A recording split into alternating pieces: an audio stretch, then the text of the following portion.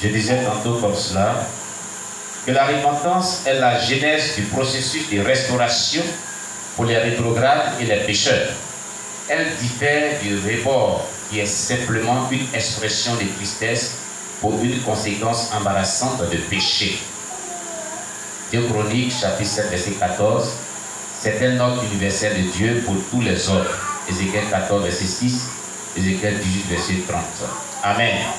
C'est un bref rappel de ce qu'on avait vu concernant la repentance la dernière fois. Amen. Voilà. Donc c'est un ordre, comme on le dit, c'est un ordre universel de Dieu pour tous les hommes. Ça veut dire quoi? Dieu ordonne à tout être humain de se repentir de ses péchés et de ses iniquités. C'est pour ça que c'est un ordre universel. Amen. Quand on parle d'un ordre universel de Dieu, c'est-à-dire que la repentance doit être répandue sur tout le monde.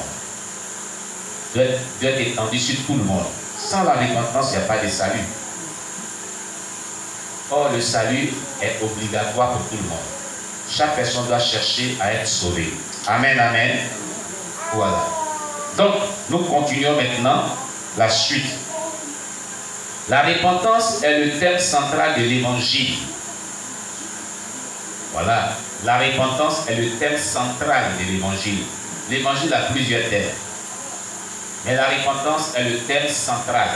Pourquoi disons-nous que la repentance est le thème central de l'évangile?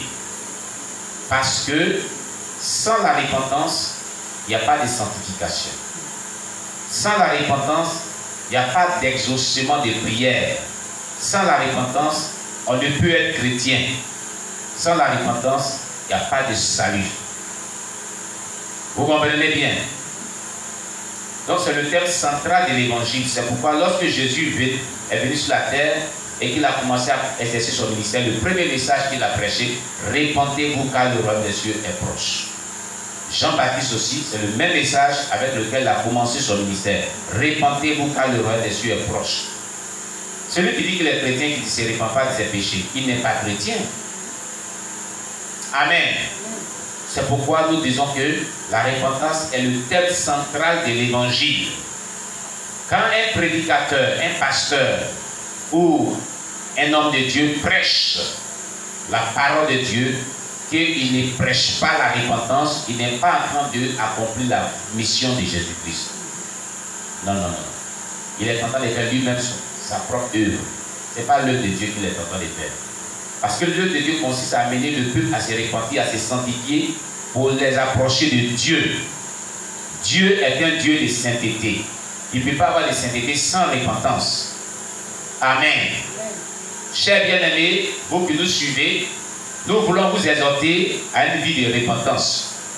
Si vous dites que vous êtes chrétien, il va falloir que cela se prouve par une vie de repentance et une vie de sainteté. Amen. La doctrine et l'enseignement de la repentance sont les traits fondamentaux pour la propagation de l'évangile. Vous voyez, la doctrine et l'enseignement de la repentance sont des traits fondamentaux pour la propagation de l'évangile. Ça veut dire quoi? Que l'enseignement et la doctrine de la repentance, il y a plusieurs doctrines dans la Bible. La doctrine de la justification par la foi, la doctrine du Saint-Esprit, la doctrine de la sainteté, la doctrine du salut, il y a plusieurs types de doctrines. Alléluia. Quand on parle de doctrine, ce sont des enseignements qui sont faits des dogmes. En théologie, on dit des dogmes, donc des préceptes. Amen. Voilà. Donc la doctrine et l'enseignement de la repentance sont des traits fondamentaux pour la propagation de l'évangile. C'est-à-dire quoi? Sont des piliers qui nous amènent à propager l'évangile. Sont des éléments incontournables pour parler de l'évangile de Jésus-Christ. Amen. On ne peut pas parler de Jésus-Christ sans toutefois parler de la repentance. Ce n'est pas possible. Gloire à Jésus. C'est comme on ne peut pas dire qu'on est chrétien si nous vivons toujours dans le péché sans repentance. Ce n'est pas possible, on n'est pas chrétien. Il n'y a pas de chrétienté sans repentance. C'est pourquoi 2 Corinthiens 5, verset 17 pour vous dire, si quelqu'un est en Christ, il est une nouvelle créature. Les choses anciennes sont passées, voici toutes choses sont devenues nouvelles. Toutes choses sont devenues nouvelles parce qu'il s'est repenti de la vie passée. Il s'est repenti du vieil homme. Il s'est repenti de ses iniquités, de ses transgressions. Alléluia. Si nous disons donc que nous sommes chrétiens, pourquoi est-ce que nous ne nous repentons pas de nos péchés? Voilà là encore une situation qui est délicate. Amen, amen. Gloire à Jésus. Je vais marquer une pause avant de continuer pour appeler une sœur qui réside en Italie. Je lui avais parlé de quelque chose, elle m'a appelé cet après-midi pour dire vraiment, en tout cas, ce qu'il lui avait dit là, elle a vu aussi un peu. Amen. Je vais l'appeler, je lui avais dit comme ça que au pic de ce soir, je voudrais qu'elle appelle pour rendre son témoignage un peu. Amen. Parce que souvent, quand on parle à nos bien-aimés du dépouillement, là, vraiment, ces bien-aimés discutent souvent beaucoup avec nous si certaines choses. Amen. Je vais l'appeler si elle est disponible. Bon, je crois que elle nous fera savoir cela. Voilà, ça sonne. J'espère que. Sois béni, sœur Alice. Voilà. Donc, nous sommes en direct. Je voudrais vraiment que, comme je l'avais dit, tu vas rendre ton témoignage un peu. Voilà, c'est qu'on a parlé là. Voilà. Il faut t'élever un peu des enfants pour ne pas qu'il y ait des bruits. Voilà. Donc, c'est notre soeur bien-aimée Alice, depuis l'Italie. Voilà, elle nous suit très souvent sur notre chaîne YouTube. Et vraiment, tu vas nous raconter comment ça s'est passé d'abord par rapport au voile que tu avais, l'inspiration que tu t'avais donnée par rapport au voile, nos premiers entretiens, qu'est-ce qui s'est passé, et puis bon, par la suite, ce qui t'est expérimenté. Vas-y. Amen. Amen. Je vous salue, frères et sœurs, dans le Seigneur. Amen. Il faut te présenter. Et le Seigneur nous bénisse, nous tous ce soir. Amen. Il faut te présenter pour que. Moi, c'est. D'accord. Moi, c'est la sœur Alice. J'ai dit en Italie avec mon mari, avec ma fille. Amen. Et c'est comme ça, ici, en contact avec l'homme de Dieu. Ça fait un bon moment, je suis en contact avec l'homme de Dieu. Et il a fait un jour comme ça que. On avait échangé, on avait posé la question à l'homme de Dieu si c'était possible d'utiliser les chouchous avec les foulards. Les chouchous, hein. Et c'est comme ça que tout est parti. Les chouchous, les petits chouchous là. Oui, oui. Les petits chouchous des enfants là. Non, c'était comme ça. Que l'homme de Dieu m'avait fait comprendre que c'était des ajouts de ne pas. Que même un petit morceau de paille, que tout ça là, c'était des ajouts. Et moi, j'avais pas vraiment eu le cœur à cela. J'ai douté, vraiment, j'ai douté. Je suis vraiment menti, j'ai douté. Et cette même semaine-là, j'étais en train de réfléchir sur ça. Et je continuais toujours, je continuais avec mon foulard, avec le chouchou attaqué derrière pour tenir ça, pour ne pas que ça tombe. Je continuais comme ça. Jusqu'à ce un jour,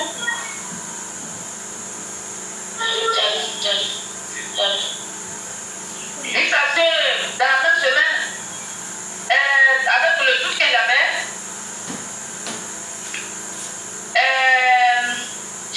avec ça, je vous rappelle que je faisais les cheveux de ma fille avec les chouchous là. J'attrapais pour ne pas que ça puisse être difficile à payer. Donc moi je trouvais que comme je c'est pas de graisse, alors je me suis dit que c'est pas un problème. Donc je faisais ces cheveux avec les chouchous.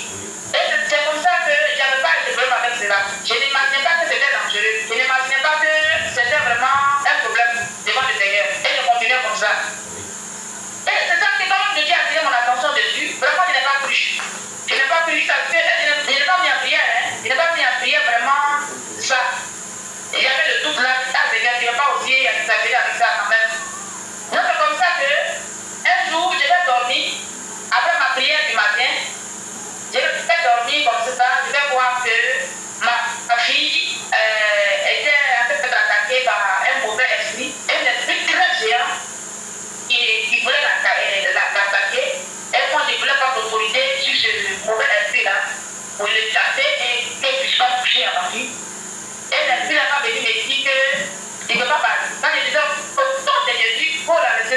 toucher. J'ai autorité sur toi. Donc Jésus t'ordonne de ne pas la toucher, de déchirer au nom de Jésus. Et l'esprit me dit, papa. Et l'esprit, il pose la question, tu ne vas pas pourquoi. Et l'esprit me dit comme ça, tu ne vas pas ce que tu as mis sur sa tête là. C'est pour moi. Donc j'ai autorité sur elle, je ne peux pas passer. C'est comme ça que dans le songe que j'ai sursauté sur ce côté-là, sur ce plan. Et cela, ça enlevait le doute que j'avais. De ce que l'homme de Dieu m'avait dit, l'homme de Dieu d'abord m'avait dit, ça m'a ouvert mes yeux et puis ça m'a délivré en même temps. Donc le lendemain, j'ai pris vraiment ce que j'ai fait avec les cheveux de ma fille et puis j'ai tout jeté, j'ai mis tout à la poubelle. Donc c'était ça, c'était mon témoignage que vraiment, on fait très attention parce que si c'est tout ça, le Seigneur a dit qu'on a besoin de Dieu, c'est que ce n'était pas pour aussi.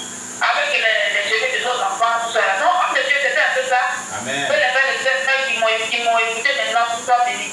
Amen, amen, amen. Sois bénie, sœur Alice. Merci beaucoup pour ton témoignage. Que Dieu te bénisse. Merci bien. Merci et salue ton mari et tes enfants. Que Dieu te bénisse. Voilà, donc c'est la sœur Alice. Voilà, vous l'avez entendu. Hein? Quand Dieu nous parle de la repentance, c'est ça. Alors, une fois, elle dit qu'elle avait eu vraiment une inspiration, comment attacher le voile, tout ça. Et elle disait qu'elle prenait le chouchou pour attacher ses cheveux. Je lui ai dit, la Bible dit, pas d'ajout sur la tête de la femme. Ça l'a choqué, ça l'a scandalisé. Elle dit, quoi? Pas d'ajout? On ne peut même pas mettre chouchou pour attraper les cheveux. Il dit non. La Bible dit non. Elle était choquée. Elle dit, elle n'a pas cru à ça. Ce jour-là, elle a discuté avec moi. Il dit, bon, que Dieu soit loué, va prier le Seigneur. Si ce qu'il dit est faux là, il va te convaincre. Si c'est vrai aussi, il va te convaincre. Il ne faudrait pas qu'on en discute. Je lui sais que nous sommes des enfants de Dieu, c'est pas bon. La discussion n'est pas bonne. Et c'est comme ça. Je l'ai laissé, on a pu en parler. Hein. Vous l'avez entendu. Elle dit qu'elle a fait les cheveux de sa fille. Elle a mis des chouchous sur la tête de sa fille. Et elle allait dormir. Elle a prié, elle a fait sa prière. Elle ne pensait même pas tout ça, mais elle allait dormir. C'est après des jours, hein. Voire même des jours. Une semaine après, c'est ce qu'elle vient de dire. Et en songe, voilà un démon qui est très robuste et vilain, laid, qui est venu attaquer sa fille. Et elle ordonne à ce démon, au nom de Jésus, tu ne toucheras pas ma fille, quitte-la. Et puis lui dit que tu ne veux pas me chasser. Elle dit, mais pourquoi tu ne veux pas partir? Le démon dit, mais ce que tu as mis sur la tête de ta fille, et ce que tu as mis sur toi, ça m'appartient. Chouchou que tu as mis, c'est pour cela que je ne vais pas partir. Vous voyez? Donc elle s'est rappelée dans le songe ce que je lui disais. Et quand c'est réveillée, elle dit, ah, donc ce que l'homme de Dieu a dit est vrai, vraiment. Elle a pris tout ce qui était chouchou, tout ce qui était à jour, elle a léché. Vous voyez bien, allez, c'est pour vous dire que ce que nous disons là, c'est la réalité. Dans le témoin de maman Anastasia, elle a parlé de tout ça, des chouchous et l'autre. C'était dans l'âme fatale, elle a parlé de ça. Ce sont des portes d'entrée des démons. Ça attire des démons sur la vie des gens. Elle n'a pas cru. Elle est en Italie, là, on tient son téléphone, sur WhatsApp, on avait parlé. Elle n'a pas cru. Elle dit, ah, ça aussi. Vous exagérez trop. Je dis, bon, d'accord. Il ne faudrait pas que ça soit une discussion. Va prier le Seigneur. Si ce que nous disons est faux, il va te parler. C'est la vie qui est faite par conviction. Nous, on ne dit rien. Moi, mais j'avais oublié tout ça. C'est aujourd'hui, hein, ça fait près de mois. C'est aujourd'hui, elle me confesse tout ça. Elle m'a dit, il y a longtemps, tu m'as perdu. Elle dit, hey, pardon. C'est pas de ma faute, parce que vraiment, je traverse des temps un peu difficiles, je suis en deuil. J'ai perdu 3 personnes successives. Donc ça fait que vraiment, je suis un peu progressé. J'ai perdu des parents, mais par la grâce de Dieu, ça va. J'ai perdu mon petit frère, perdu mon oncle, perdu mon cousin, successivement. Donc c'est comme cela, elle m'a relaté cette expérience qu'elle a vécue. Amen. Moi, je prie sur tout Dieu que les gens vivent des expériences de ce genre. Pour croire là. Quand la personne elle-même vit l'expérience, elle ne peut plus discuter avec toi. C'est ma prière que j'ai faite. Pour toutes les personnes qui discutent souvent avec nous, que Dieu les amène à expérimenter ce dont nous parlons. Quand ils vont voir, ils ne vont plus discuter avec nous. Mais pas malgré que les gens, Dieu les montre même et puis discutent. Bon, il y a d'autres, quoi qu'ils vont expérimenter, ils vont toujours discuter avec toi. Qu'est-ce qu'on peut faire? Amen. Donc c'est là un peu par rapport à la repentance, parce qu'elle a refusé de se repentir de cela. Comme on parle de la repentance, j'ai permis qu'elle elle introduit un peu son témoignage pour que vous compreniez ce que nous disons souvent. Pas d'ajout sur la tête. Voilà, si vous voulez, vous pouvez voir sur YouTube les témoignages des sœurs Mouchala aussi. Elles sont zambiennes, et pas des ajouts que nous mettons sur la tête aussi. Elles ont expérimenté le ciel et l'enfer. Les sœurs zambiennes Mouchala, Rachel et Mouchala. Elles sont zambiennes, elles ont expérimenté le ciel et l'enfer plusieurs fois, et pas des ajouts aussi. Amen. Que Dieu nous bénisse. Donc nous devons nous repentir de toutes ces choses. Alléluia. Donc, la repentance est le fondement des doctrines cardinales de l'Église du Nouveau Testament. La repentance est le fondement de toutes les doctrines du Nouveau Testament. Sans repentance, vous ne pouvez pas recevoir le Saint-Esprit pleinement. Le baptême du Saint-Esprit, vous ne pouvez pas le recevoir. Donc, la repentance est comme le fondement même de la vie chrétienne. Pour une bonne vie chrétienne victorieuse sur les yeux des ténèbres, il nous faut la repentance. Vous voyez souvent, je prends 3 versets bibliques par rapport aux prières à caractère prophétique et par rapport à toutes sortes de prières que vous adressez à Dieu. Si vous ne vous repentez pas, vous ne pouvez pas vraiment avoir des prières exaucées. Je vais vous expliquer. Par exemple, Jean, chapitre 9, verset 31 nous dit: nous savons tous que Dieu n'exauce point les pécheurs, mais celui qui l'honore et qui fait sa volonté, c'est celui-là qui exauce. Voyez-vous? Si tu ne te réponds pas, que tu vis dans le péché, Dieu ne va pas exaucer tes prières. Donc toi-même là, tu te crées des problèmes. Parce que tout ce que nous recevons de Dieu, c'est par le moyen de la prière. N'est-ce pas? Quand on demande à Dieu dans la prière, c'est là qu'il nous octroie cela. Le diable sait ça tellement bien, donc il vient mettre un mur de barrière de séparation entre les ossements de nos prières et Dieu. Par le péché. Et l'entêtement en n'est pas se repentir. D'où vient la nécessité que chaque personne se répande de ses péchés et de ses iniquités. Amen. Donc, la repentance est le fondement des doctrines cardinales de l'Église du Nouveau Testament. C'est-à-dire toutes les doctrines du Nouveau Testament, de l'Église du Nouveau Testament, de la première Église, des apôtres. C'est la repentance.